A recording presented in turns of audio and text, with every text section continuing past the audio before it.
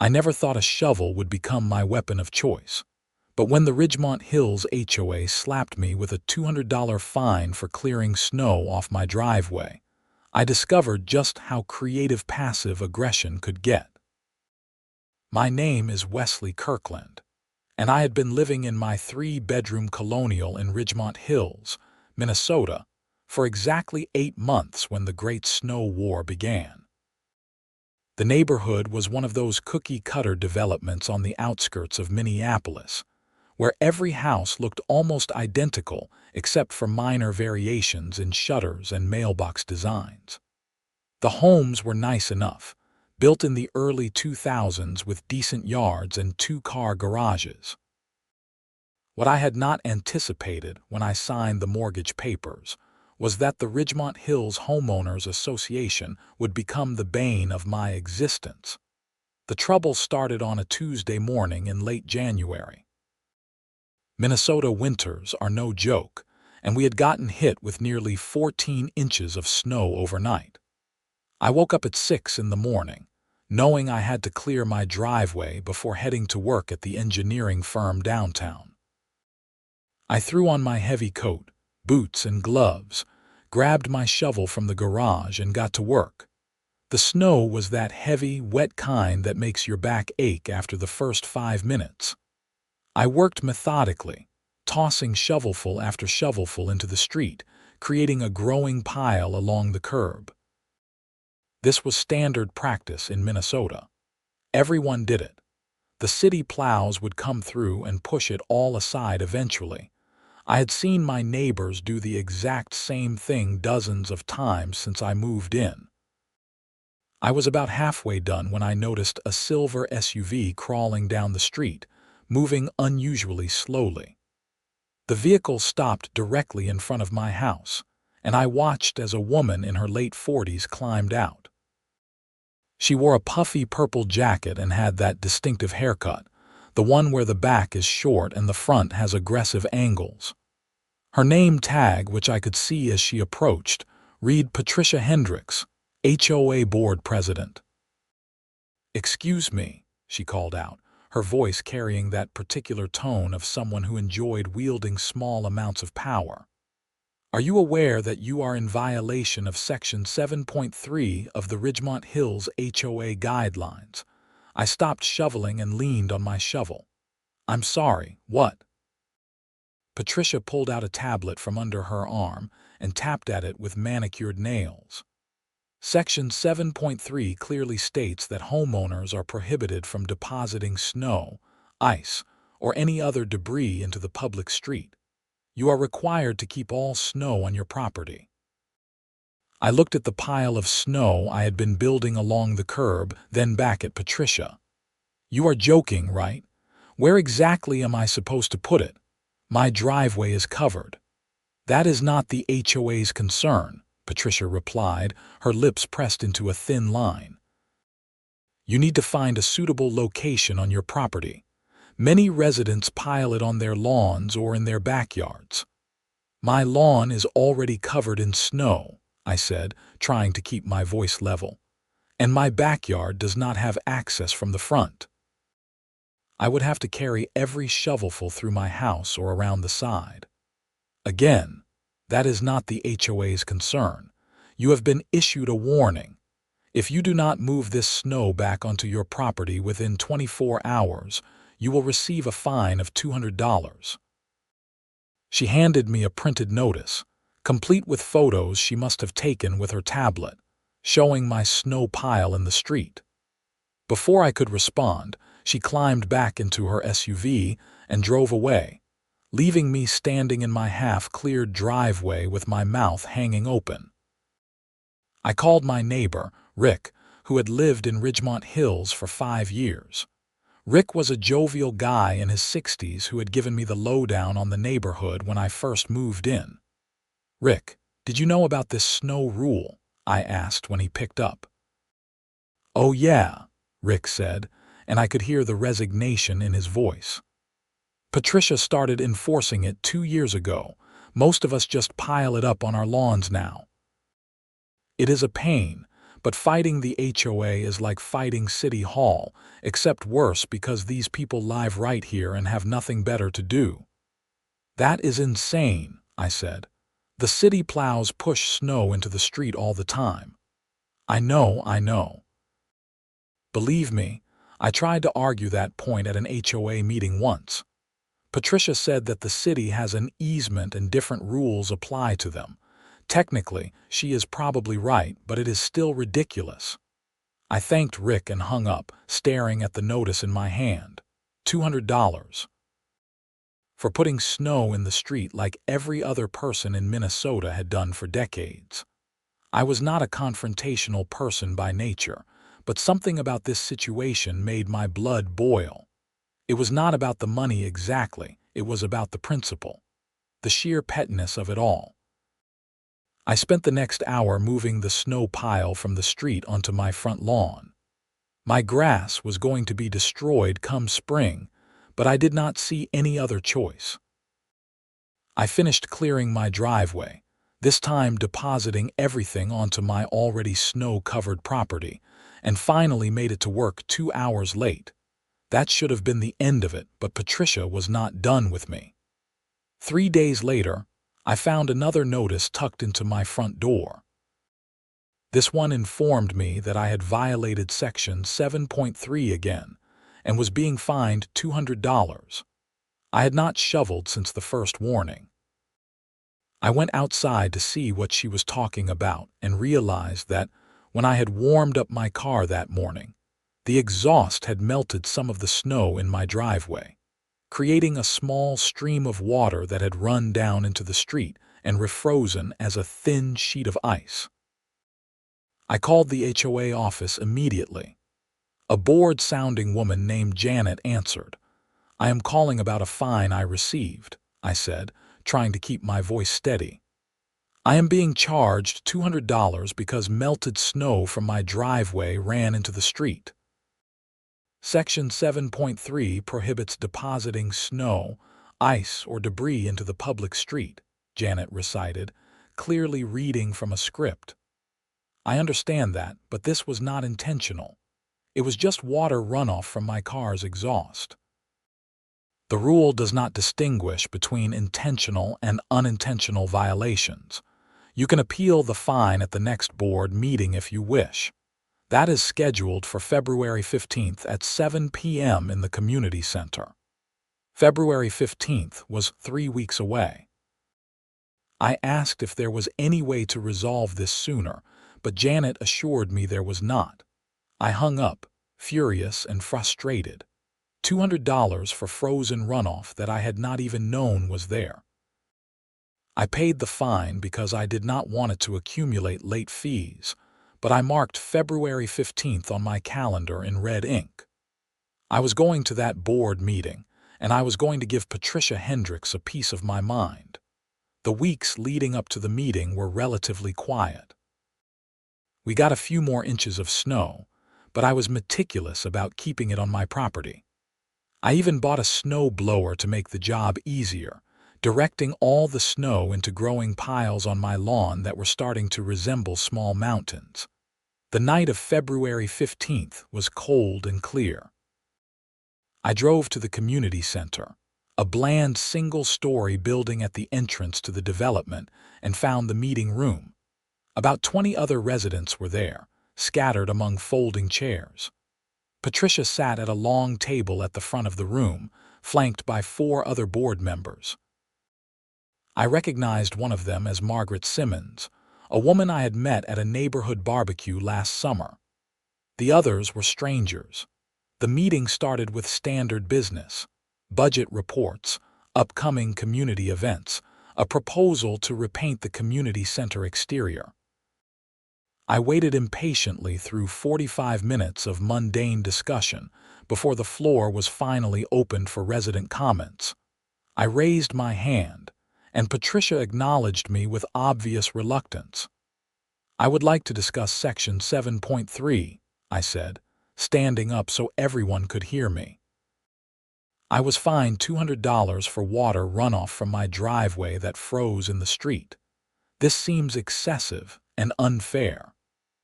The rules are clearly stated in the HOA guidelines that every homeowner receives and agrees to upon purchasing their property, Patricia replied smoothly. If you have an issue with the rules, you are welcome to propose an amendment, which requires a petition signed by 20% of homeowners and a vote at a special meeting. I understand the process, I said, but I am questioning the spirit of the rule. Water runoff is natural and unavoidable. Should every homeowner be fined every time it rains or snow melts? The rule specifically addresses snow and ice management, Patricia said, her voice taking on that condescending edge I was starting to hate. If you are having trouble managing your property in a way that complies with HOA guidelines, perhaps you should consider whether this community is the right fit for you. Several other residents shifted uncomfortably in their chairs. I noticed a few nodding in agreement with me, but nobody spoke up. That was the problem with HOAs, I realized. They operated on fear and apathy. Most people just wanted to live their lives without conflict, so they went along with whatever the board decided, even when it was unreasonable. I think the rule is being enforced in an overly strict manner, I said, keeping my voice level. And I think other residents probably agree but are afraid to say so. Your objection is noted, Patricia said, in a tone that made it clear my objection meant absolutely nothing. Is there any other business? I sat down, my jaw clenched. Margaret caught my eye and gave me a sympathetic look, but that was it. The meeting wrapped up 15 minutes later, and I drove home feeling defeated and angry. The next major snowfall came 4 days later. It was a Sunday, and I was off work. I woke up to another 10 inches of fresh powder covering everything. I put on my winter gear and fired up my new snow blower, preparing myself for the tedious process of piling snow on my already mountainous lawn. I was halfway through clearing the driveway when I had a thought. A petty, vindictive, absolutely brilliant thought. Section 7.3 said I could not put snow into the public street. It said nothing about putting snow on someone else's property. And Patricia Hendricks lived just 3 houses down from me, in a house with a meticulously maintained lawn and a mailbox shaped like a small colonial house. I looked at my snow blower, then at Patricia's house, then back at my snow blower. A smile spread across my face. I finished clearing my driveway first, directing all the snow onto my own lawn as required. Then I got my shovel from the garage. The snow blower would be too obvious, but a shovel was quiet and gave me more control. I loaded up my wheelbarrow with snow from one of the massive piles on my lawn and wheeled it down the sidewalk to Patricia's house. Her driveway was already clear, probably professionally plowed given how perfect it looked. Her lawn was pristine, with just the natural snowfall covering it. I dumped my wheelbarrow of snow right in the middle of her front lawn and went back for another load. It took me 3 hours, but by the time I was done, Patricia's front lawn looked like a ski slope. I had redistributed approximately half of the snow from my property onto hers, creating a lumpy, uneven mess that completely covered her grass. I even made sure to pile some extra around her mailbox, nearly burying it. I went inside, made myself hot chocolate, and waited. Patricia showed up at my door at 4 p.m., her face red with rage. I answered with my most innocent expression. "Did you dump snow on my lawn?" she demanded, not bothering with pleasantries. "I did," I said cheerfully. "Is there a problem? You cannot do that. It is vandalism." "It is property damage." "Actually," I said, pulling out my phone where I had saved a PDF of the HOA guidelines. Section 7.3 says I cannot deposit snow into the public street.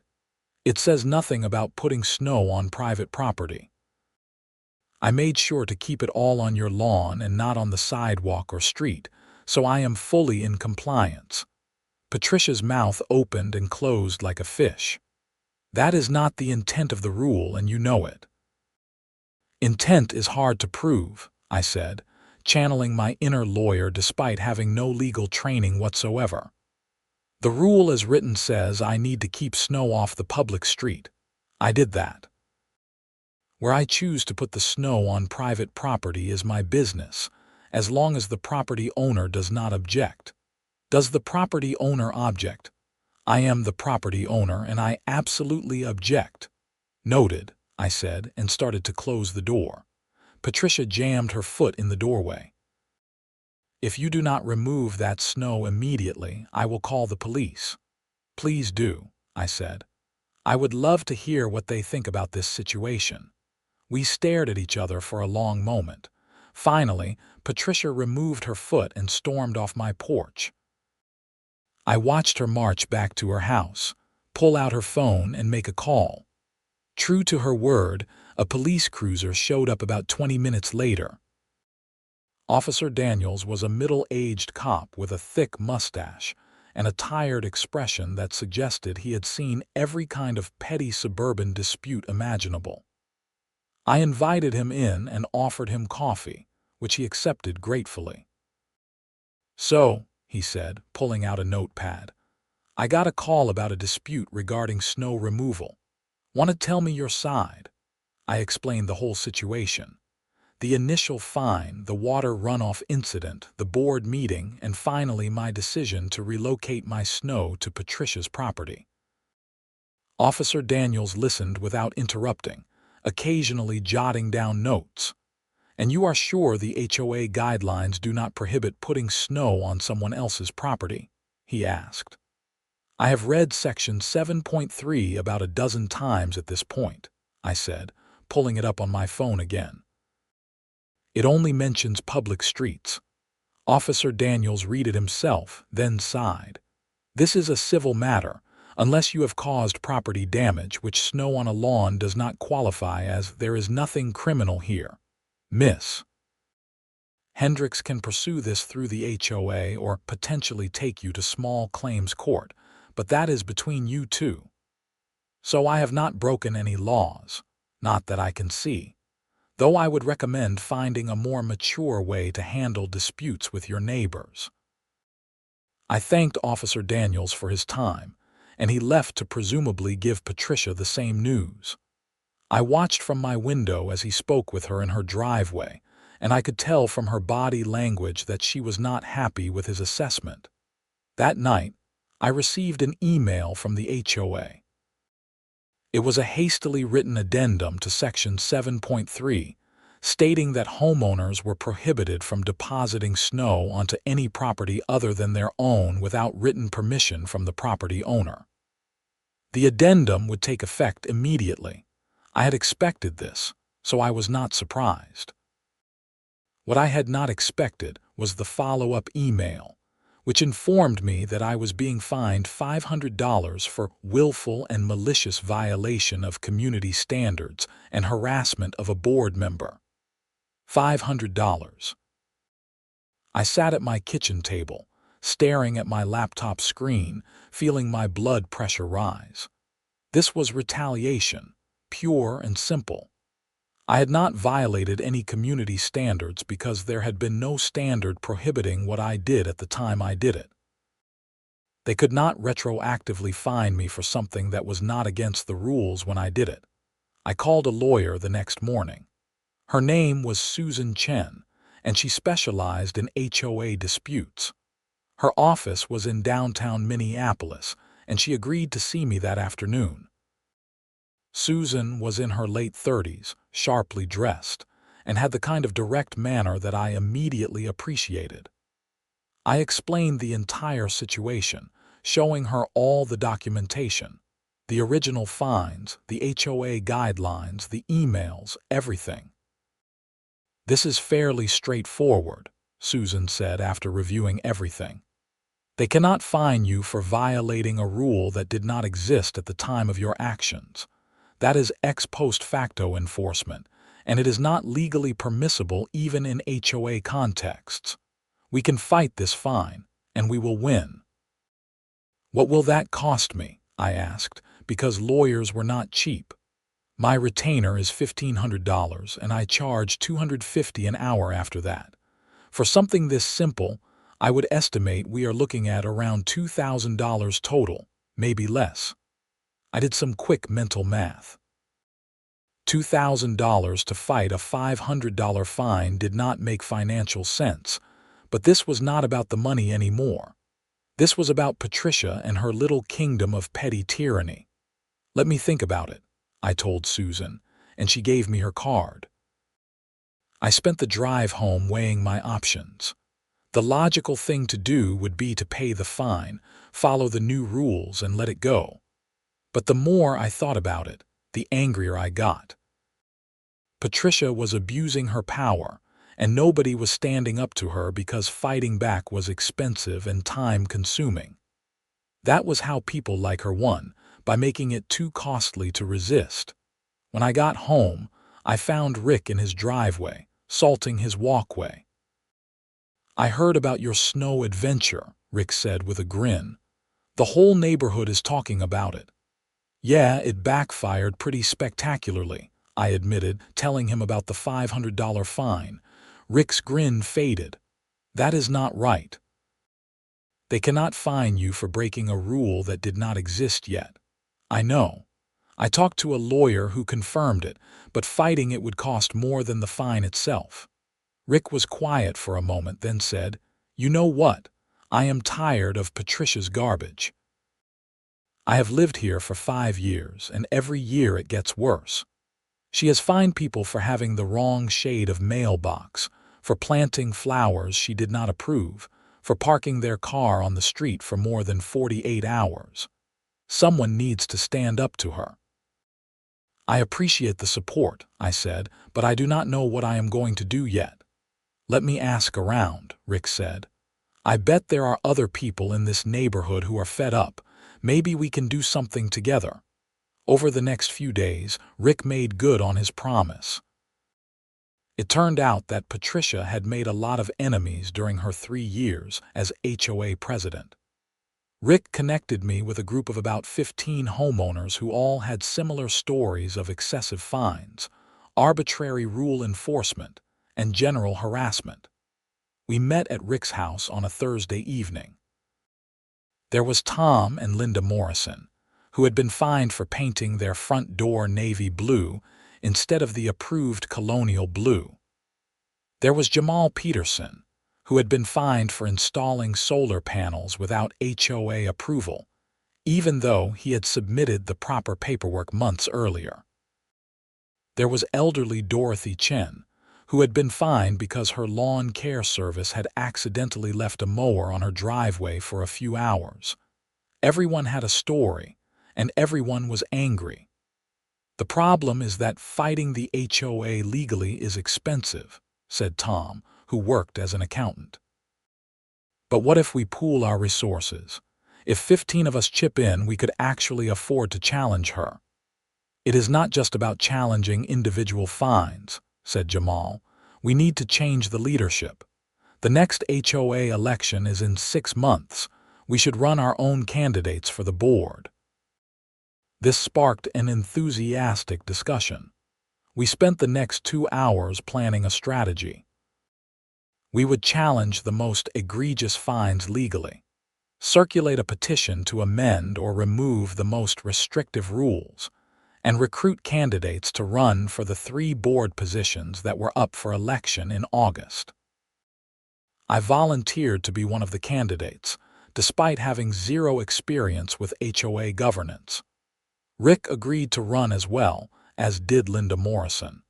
We would need to start campaigning soon to have any chance of winning.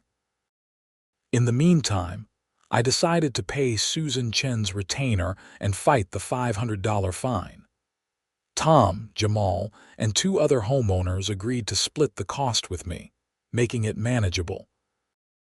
Susan filed a formal dispute with the HOA, and when they refused to budge, prepared to take it to small claims court. Patricia was not taking any of this well. She started showing up at random times, documenting every possible violation she could find.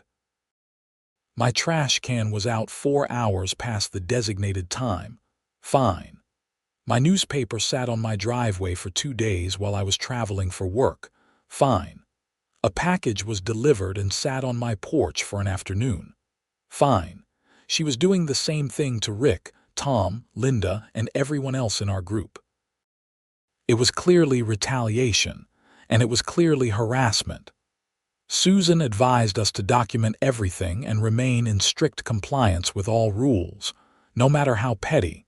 The snow kept falling throughout February and into March. Each time, I meticulously cleared my driveway and piled the snow on my own lawn, following the new rules to the letter. My front lawn looked like an alpine disaster zone, but I was in full compliance. The small claims court hearing was scheduled for mid-March. Susan filed all the necessary paperwork, and I received a court date along with a summons for Patricia to appear as the HOA representative. The night before the hearing, I barely slept. I kept running through everything in my mind, worrying that somehow Patricia would convince the judge that her retroactive fine was legitimate. The courthouse was a modern building in downtown Minneapolis. I met Susan in the lobby at 8:30 a.m., and we went through security together. The small claims courtroom was less formal than I expected, with a simple setup. The judge's bench, a table for the plaintiff, a table for the defendant, and a few rows of benches for observers. Patricia arrived with Janet from the HOA office and a lawyer of her own, a severe-looking man in an expensive suit. Susan had warned me that the HOA might bring legal representation, but seeing it in person made me nervous. Judge Morrison, no relation to Tom and Linda, was a woman in her early 60s with gray hair and reading glasses perched on her nose. She called our case and asked both sides to present their arguments. Susan went first, clearly and concisely explaining the timeline.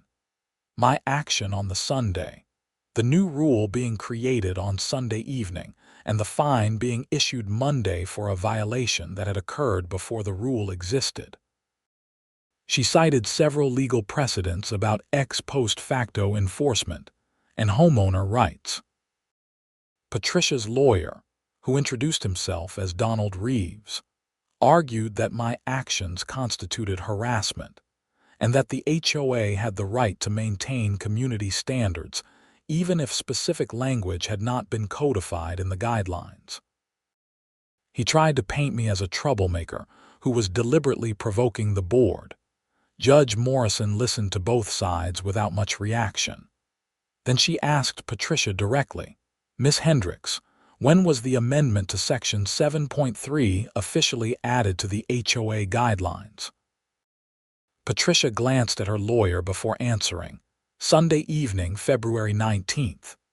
"And when did Mr. Kirkland put snow on your lawn?" "Sunday afternoon, February 19th, before the rule was changed." "Yes, but he knew what he was doing was wrong." Judge Morrison removed her glasses and looked at Patricia with an expression that suggested she had heard enough. Knowing something might be frowned upon and violating a specific rule are two different things, Miss Hendricks. You cannot fine a homeowner for behavior that was not prohibited at the time the behavior occurred. That is basic fairness. The $500 fine is hereby invalidated, and the HOA is ordered to refund Mr. Kirkland any amount he has paid. I had not paid it yet, but the victory still felt incredible. Susan squeezed my arm in congratulations, but Judge Morrison was not done. "Furthermore, I am troubled by what appears to be a pattern of retaliatory behavior. Miss Hendricks, HOA boards exist to maintain property values and community standards, not to harass homeowners. If I see this case or similar cases from Ridgemont Hills come through my courtroom again, I will be far less patient." Patricia's face turned red, but she nodded stiffly. Donald Reeves tried to say something, but Judge Morrison dismissed us. Outside the courtroom, Susan shook my hand. That went better than I expected. Judge Morrison clearly saw through the HOA's tactics. You should not have any more trouble with that particular fine. But I will probably have trouble with other fines, I said. Probably. But you have established a precedent now. If they keep coming after you without legitimate cause, we can argue harassment and potentially pursue a restraining order against the HOA board's enforcement activities. It is rare, but it has been done. I thanked Susan and paid her remaining fees. The total came to just under $1,800, split 5 ways among our group. It was worth every penny for the look on Patricia's face when the judge invalidated her fine. Word of the court victory spread quickly through Ridgemont Hills. Several more homeowners reached out to join our group, which we had semi-officially named the Ridgemont Homeowners Coalition. By early April, we had 28 members and growing momentum for the August elections. Patricia did not back down, though. If anything, she became more aggressive. The HOA board passed a series of new rules that seemed specifically designed to make life difficult. No parking on the street overnight for any reason. No lawn decorations except during specific holiday windows. Mandatory professional lawn care services from a list of approved vendors that were all suspiciously expensive. Each new rule required a notice period and a vote, but Patricia controlled 3 of the 5 board seats, so everything she wanted passed. The only dissenting vote consistently came from Margaret Simmons, who seemed increasingly uncomfortable with Patricia's tactics. In May, I received a notice that I was being fined for having grass that exceeded the maximum allowed height of 3 inches. I had mowed my lawn 5 days earlier, but we had gotten a lot of rain and Minnesota grass grows fast in the spring. I measured it myself, 3¼ inches at its tallest point. I took photos with a ruler for scale and sent them to Susan, asking if this was worth fighting. She advised me that technically I was in violation, even if it was by an absurdly small margin, and that fighting it would cost more than the $50 fine. I paid it, but I added it to a growing list of grievances that we planned to present during the election campaign. The coalition met regularly throughout the spring and early summer, preparing our platform. We wanted to simplify the HOA rules, reduce fines for minor infractions, implement a formal appeal process that did not require going to court, and generally make Ridgemont Hills a place where people felt like they owned their homes rather than rented them from an authoritarian board. Rick, Linda, and I filed our candidacy papers in June. The election would be held at the annual August meeting, where all homeowners could vote. We started campaigning immediately, going door to door to introduce ourselves and explain our positions. The response was overwhelmingly positive. We discovered that Patricia's approval rating among residents was somewhere in the basement. Even people who had not been personally targeted by her enforcement were tired of living in fear of the next arbitrary fine. Patricia, of course, was running for re-election, along with 2 other current board members. Gary Thompson, a retired police officer who mostly went along with whatever Patricia wanted, and Susan Reynolds, not to be confused with my lawyer, who seemed nice enough but ineffective at standing up to Patricia. The campaign got nasty quickly. Patricia sent out a mass mailing to all homeowners, describing me as a troublemaker with a history of harassment and violations. She included photos of my lawn covered in snow piles from the winter, making it look like I had deliberately trashed my property. She conveniently left out the context that the snow piles were the result of following her own rules. We sent out our own mailing in response, documenting the excessive fines that residents had paid over the past 3 years under Patricia's leadership. The numbers were shocking. The HOA had collected over $80,000 in fines during her tenure, compared to less than $15,000 in the 3 years before she became president. We also discovered something interesting while researching the HOA's finances. Tom, our accountant, had requested the annual financial statements, as was his right as a homeowner. The documents showed significant payments to consulting services and property management, but the descriptions were vague. Tom dug deeper and found that several of these payments had gone to companies owned by Patricia's husband, Greg Hendricks. It appeared that Patricia had been funneling HOA money to her family's businesses without proper disclosure or competitive bidding. This was a potential bombshell. Tom brought it to our next coalition meeting, and we debated what to do with the information. Some people wanted to go public immediately, but Susan Chen, who we had consulted, advised caution. If these payments are legitimate services rendered, then there might not be anything illegal, just unethical, Susan explained. But if there was fraud, self-dealing, or embezzlement involved, you need to be very careful about making accusations. We should do a thorough investigation first. We hired a forensic accountant, splitting the cost among coalition members. Her name was Diane Chu, and she spent 2 weeks going through every financial document we could legally obtain. Her findings were damning. Over the past 3 years, Patricia had approved payments totaling nearly $32,000 to companies owned by her husband for services like landscape consultation, architectural review, and property management oversight. However, there was no evidence that these services had actually been performed. No reports had been generated, no meetings documented, no work product delivered. Even worse, Patricia had never disclosed her conflict of interest, which was required under Minnesota law governing nonprofit organizations, which HOAs fell under. She had approved these payments in board meetings without revealing that the money was going to her family. This was not just unethical. It was likely criminal. We held an emergency coalition meeting to decide our next steps. The election was only 3 weeks away. We could go public with our findings, which would almost certainly destroy Patricia's campaign and potentially expose her to legal consequences. Or we could wait until after the election, win legitimately on our platform, and then deal with the financial issues. "I say we go public now," said Jamal. "If she has been stealing from us, we deserve to know before we vote.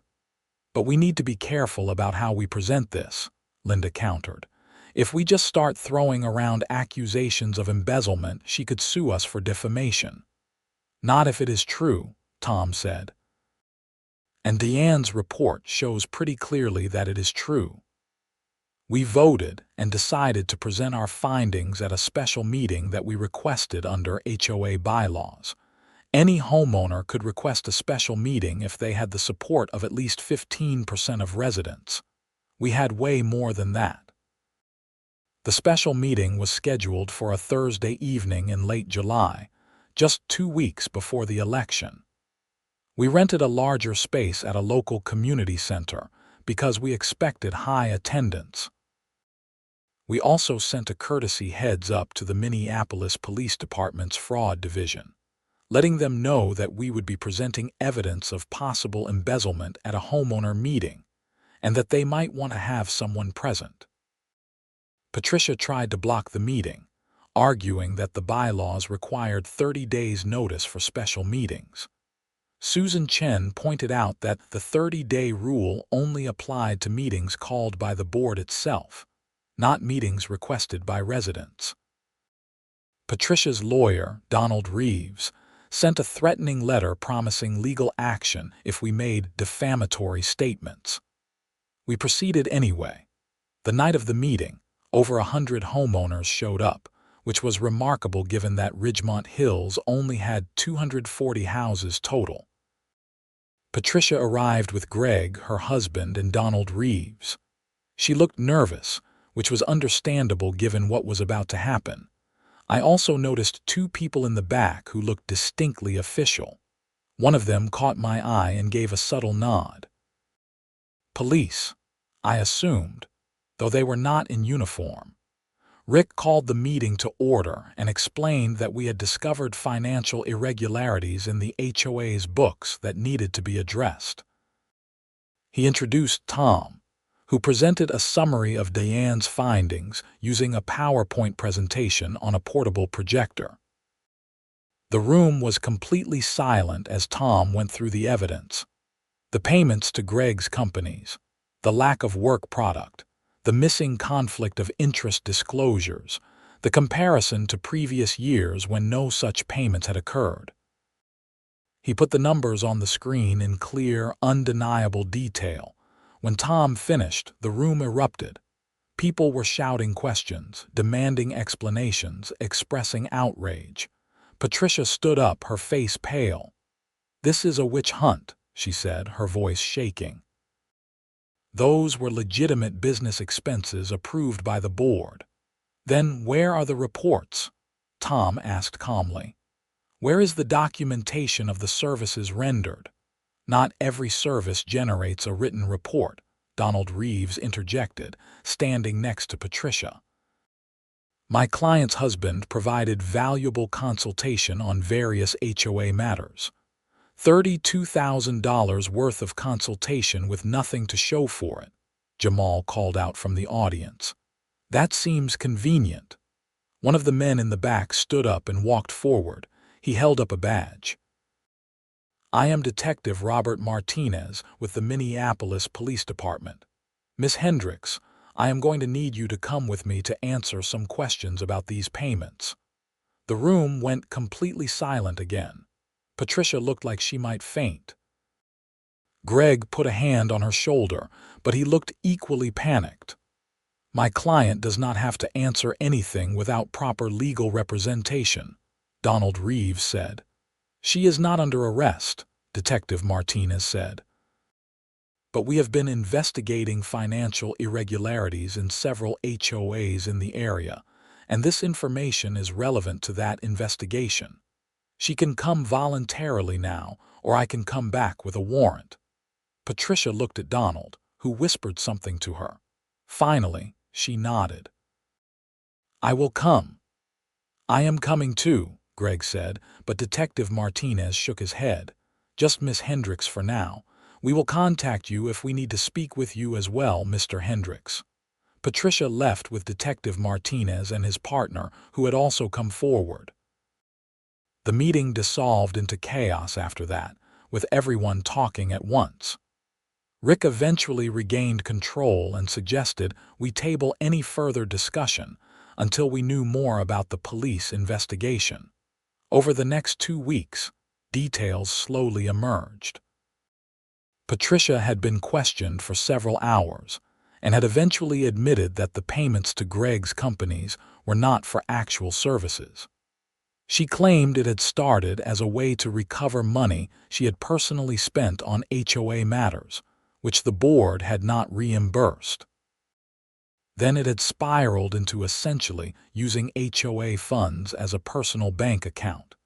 Greg was questioned as well and largely corroborated Patricia's story. He had invoiced the HOA at Patricia's direction, but had not performed any actual work. The money had gone toward personal expenses, a vacation to Cancun, a new car, home renovations. The district attorney's office decided to press charges. Patricia was charged with theft by swindle and embezzlement from a nonprofit organization. Greg was charged as an accomplice. Both faced potential felony convictions. Patricia resigned from the HOA board immediately after being charged. Gary Thompson and Susan Reynolds also resigned, apparently not wanting to be associated with the scandal. Margaret Simmons, as the only remaining board member, assumed temporary leadership and asked for volunteers to fill the vacant positions until the August election. The election, when it finally happened, was anticlimactic. Rick, Linda, and I ran unopposed and won easily. We immediately set about implementing our promised reforms, simplifying the rules, reducing fines, and creating a proper appeals process. We also hired a new property management company and an independent auditor to review the HOA's finances going forward. By September, life in Ridgemont Hills had transformed. The constant fear of arbitrary fines was gone. People were friendlier, more willing to chat with neighbors and participate in community events.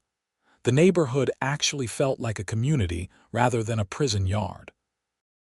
Patricia's criminal case moved slowly through the courts, as these things do. By December, she had accepted a plea deal. She would plead guilty to reduced charges, pay full restitution of the $32,000 plus interest, serve 2 years of probation, and perform 300 hours of community service. Greg accepted a similar deal. I saw Patricia once more in late December. I was at the grocery store when I spotted her in the produce section. She looked older, tired, diminished. Our eyes met for a moment, and I saw something in her expression that might have been regret or shame or just exhaustion. I thought about saying something, but I could not think of anything that would not sound either cruel or condescending. So I just nodded and moved on to the next aisle. Some battles are won simply by outlasting your opponent. That winter, when the first major snowfall came, I cleared my driveway like everyone else in Minnesota has done forever. I tossed the snow into the street. So did Rick and Tom and Linda and everyone else in Ridgemont Hills. The city plows came through a few hours later and pushed it all aside, just as they always had. Nobody got fined. Nobody got threatened. It was just people taking care of their homes without fear of petty tyranny. The mountains of snow on my lawn from the previous winter had killed several large patches of grass, and I had to reseed in the spring. It cost me about $200 in materials and a few weekends of work. But every time I looked at that lawn, healthy and green by summer, I felt satisfied. Not because I had won some petty war with a power-hungry HOA president. Not because I had exposed corruption or helped send someone to face criminal charges.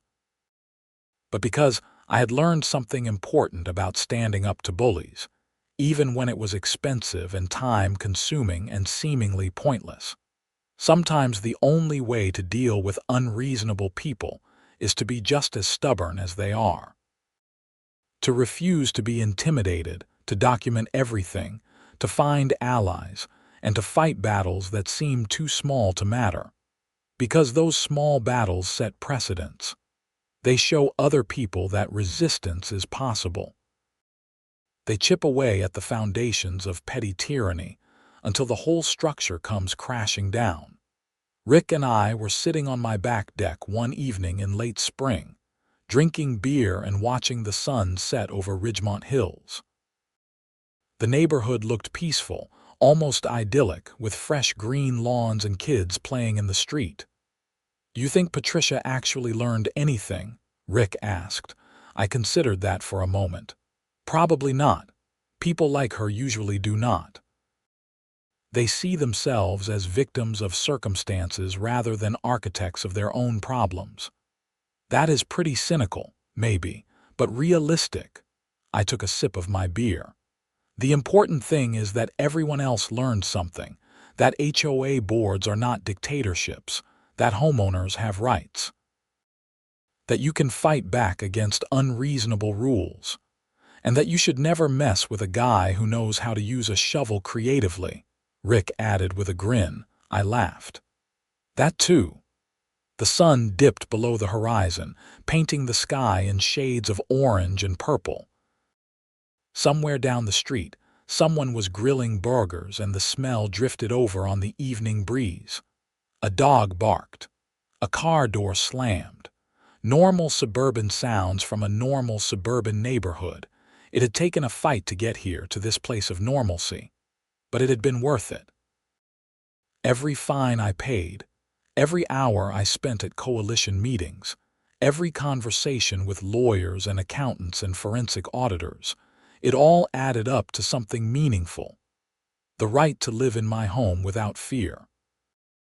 Margaret Simmons had asked me at the last board meeting if I would consider running for president of the HOA when my term was up. I had declined. I did not want to be in charge. I just wanted the people who were in charge to be reasonable and fair. That was all any of us wanted. The next winter was milder, with less snow overall. We still had a few good storms, but nothing like the previous year's onslaught. I cleared my driveway each time, throwing snow into the street with abandon, and it felt like the most normal thing in the world. My life returned to its regular patterns: work, home, occasional socializing with Rick and other neighbors, weekend projects around the house. The Great HOA War became a story I told at parties, growing slightly more exaggerated with each retelling. The time I fought my homeowners association and won. The time I turned a shovel into a weapon of suburban warfare, but the truth was more nuanced than the story.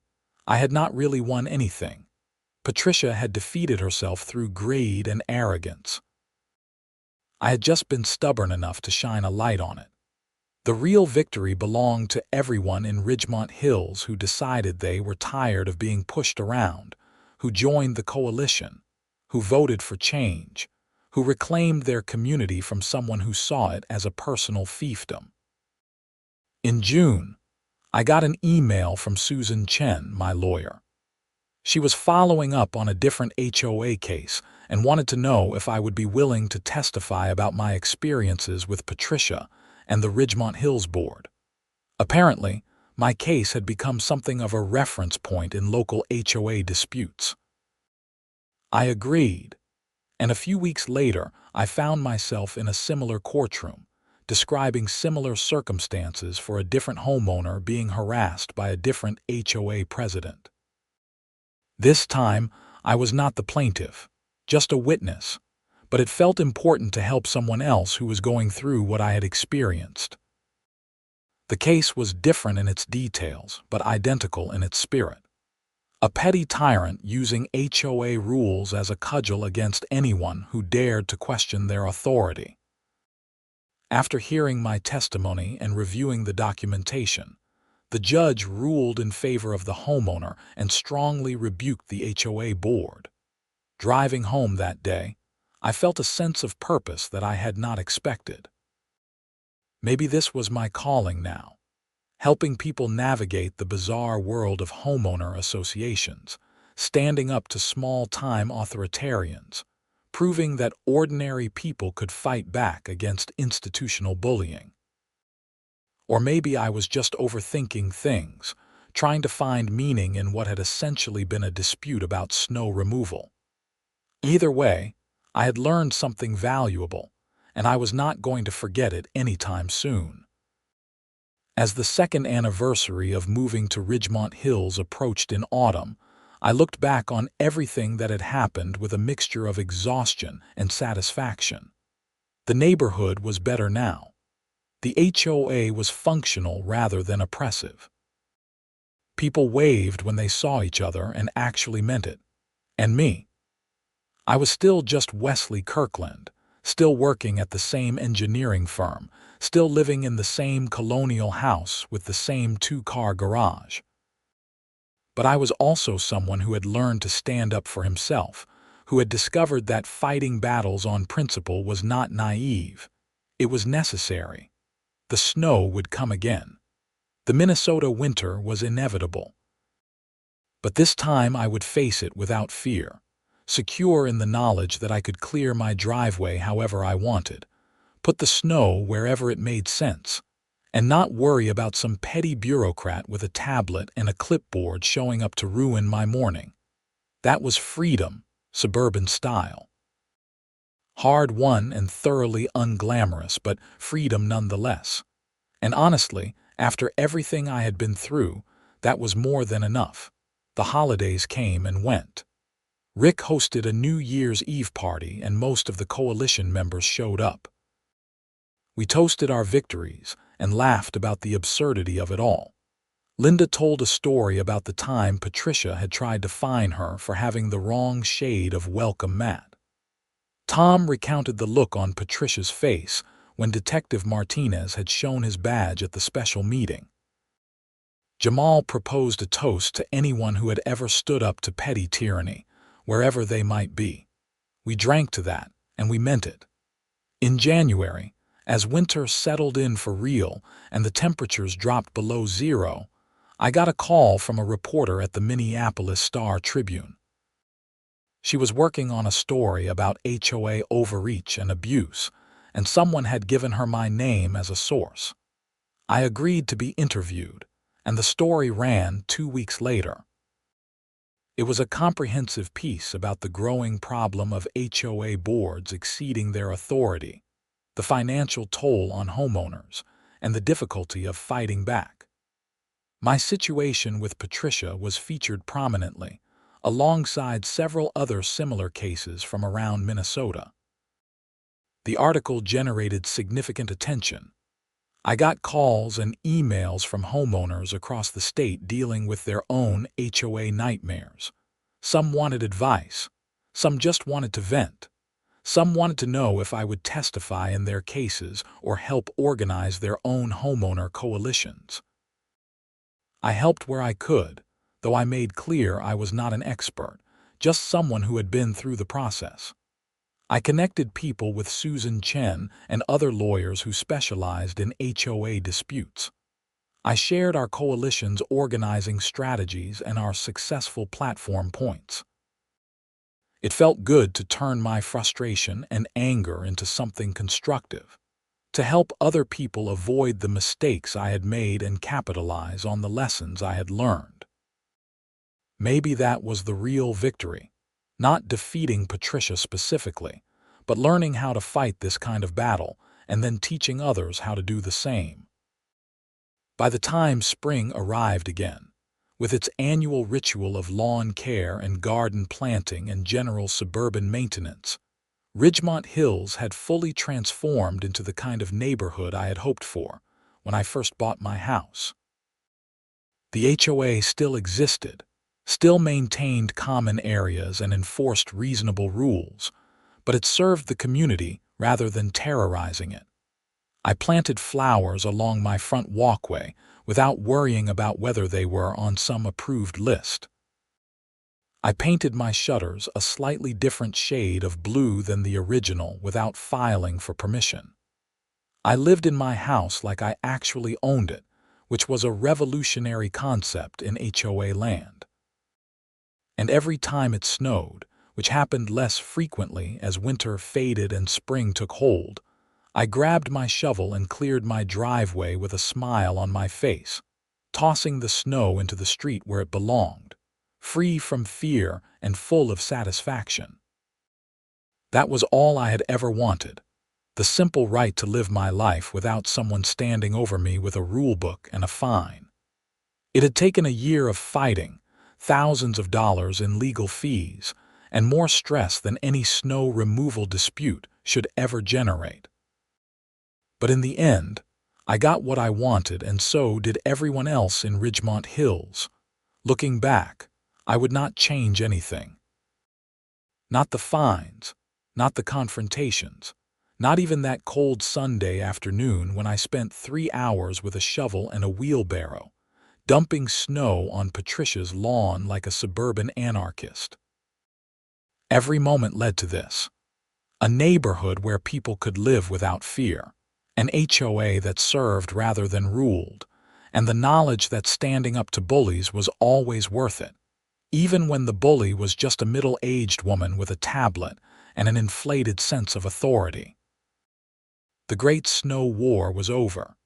Spring had arrived, and life in Ridgemont Hills was finally, peacefully, wonderfully normal.